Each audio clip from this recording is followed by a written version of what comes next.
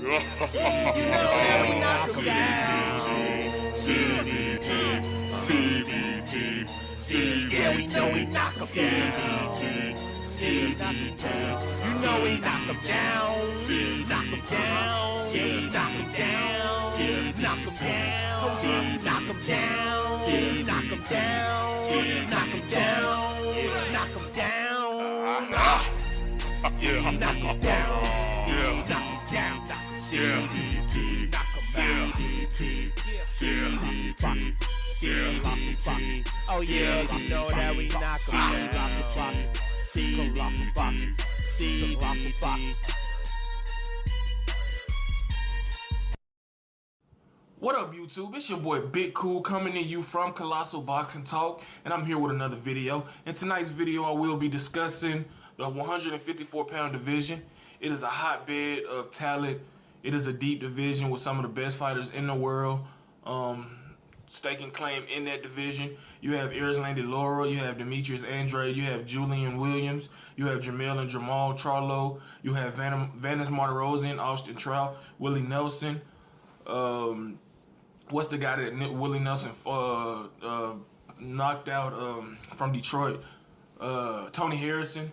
You have Lubin, who is, you know, kind of a few years away from being on these guys' level, but he's a hell of a prospect. You got Liam Smith, who's out there. You have Miguel Cotto, who could potentially come back from middleweight down to, you know, junior middleweight. James Kirkland's still out there. This is a deep, deep division. But I want to talk about specifically the guys that I mentioned early on. And these fights definitely need to happen.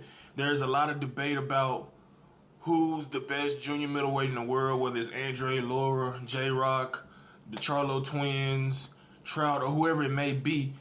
And there's no wrong answer.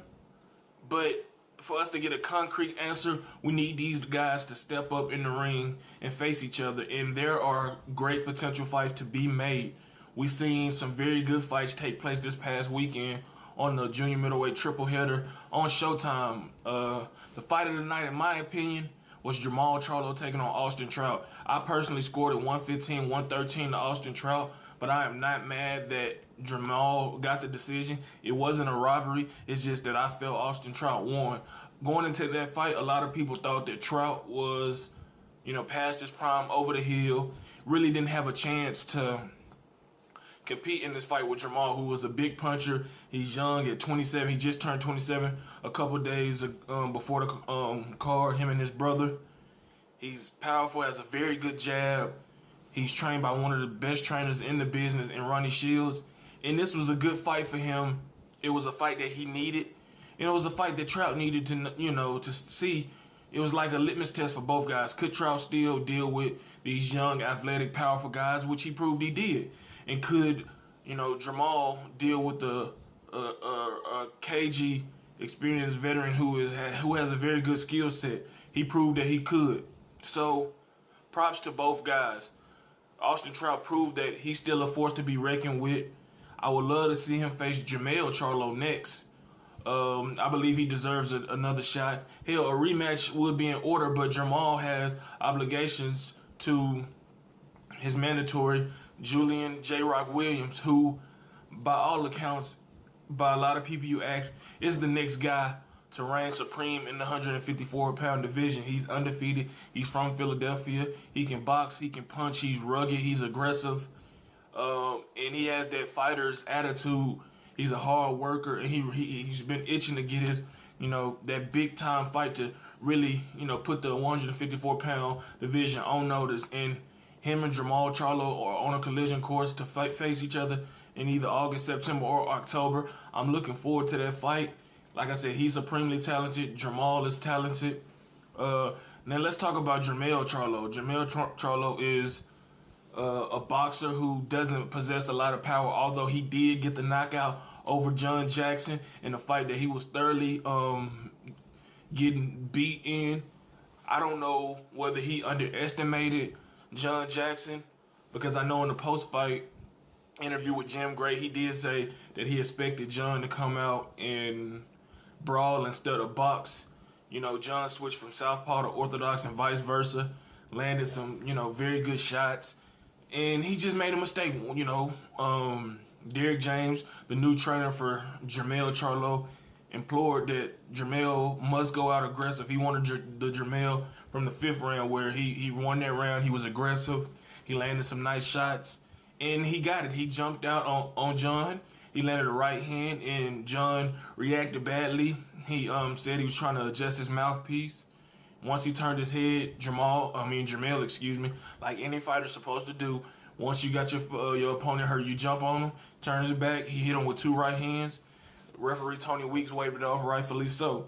But in my opinion, and this is no knock on Derek James, who is a very good trainer. He's the trainer of Errol Spence, one of the top prospects in boxing, future welterweight star.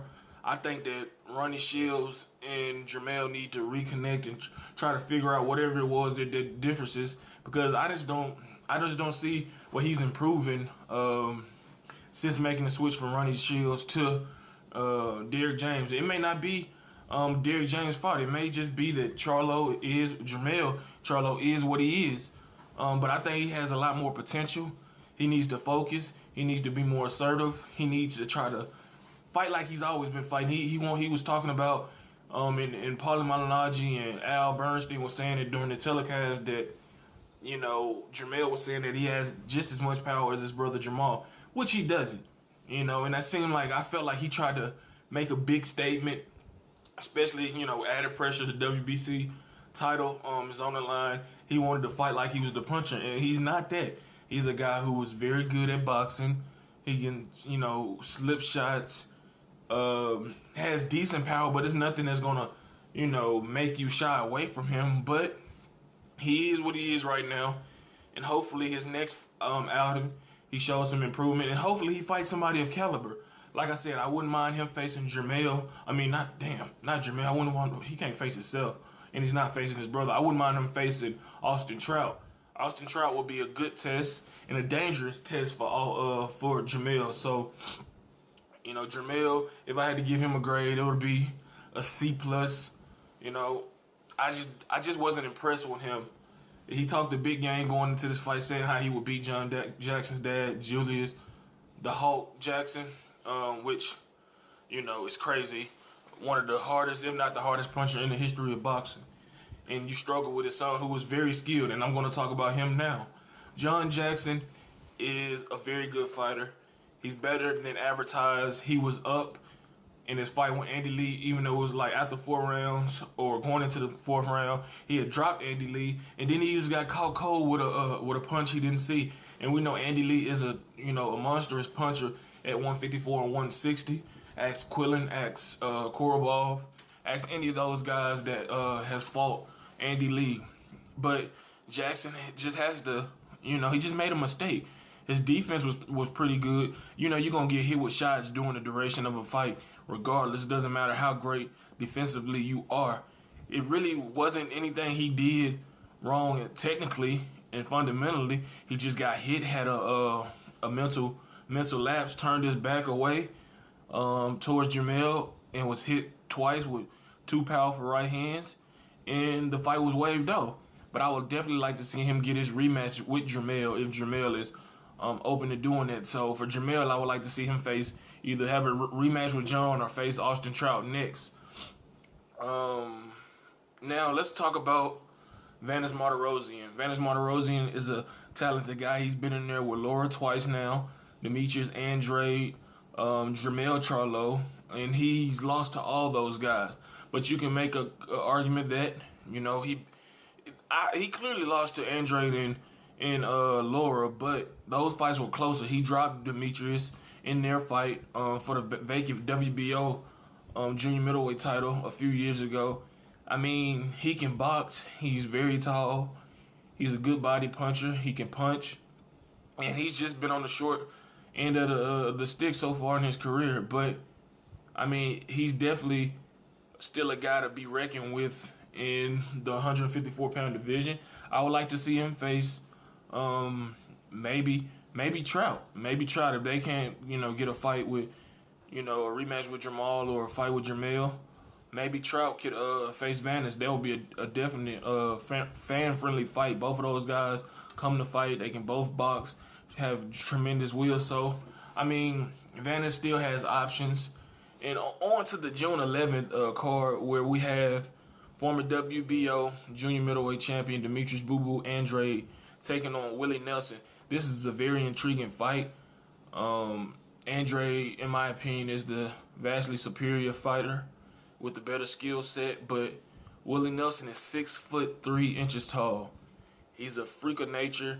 He's kind of a bigger version of Paul Williams, and probably slightly more polished and polished fundamentally and technically than Paul. But he's very hittable. He has good power. He was a big underdog going into his fight with Tony Harrison. But I mean, this is an intriguing fight. It's June 11th on Showtime. I interviewed Andrade last week. Check that out on the channel if you want to. He seems supremely confident, and it's a key point in his career, Andrade, because he's been inactive. He's finally re-upped with Artie Puello. They got everything situated, and he's 27 years old.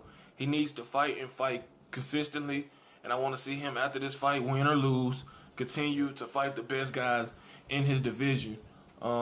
He has that self-confidence that, he's the best guy in the 154-pound division. So it's time for him to prove it like in every other guy that I've mentioned in this video. Willie Nelson, like I said, he beat Tony Harrison, stopped him. He fought Vaness Martirosyan in a very good fight. He's kind of chinny, but he's tough as nails. He can box, he can punch, and he's relentless. So it's going to be an explosive fight, and it's going to be a good litmus test for both guys, especially Andrade coming off of although he fought last October, really some stretches of inactivity has really killed his career. And this is a big step up from where he, who he fought from October of last year to now. Willie Nelson is no joke, and I expect a good fight, but I think that Andrade is going to win and win impressively. I don't know if I mentioned Erislandy Lara, but Lara is just a guy that's, hard to watch, supremely talented, but he's basic. He doesn't let his hands go. He's very confident and talks a lot, but you would think the way he talks outside of the ring, he would bag it up in terms of entertainment and going for the kill inside of it. Instead, he just pot shots you, moves, counters you, and goes on about his business. There's nothing really too much to say about Lara, other than he's a very skilled fighter. He currently is the number one junior middleweight in the world. But this division is a hotbed. It's definitely probably, if not the deepest, top 2 or 3 deepest divisions in boxing. And I hope all these guys mix it up and fight each other, man, because we need these fights to happen.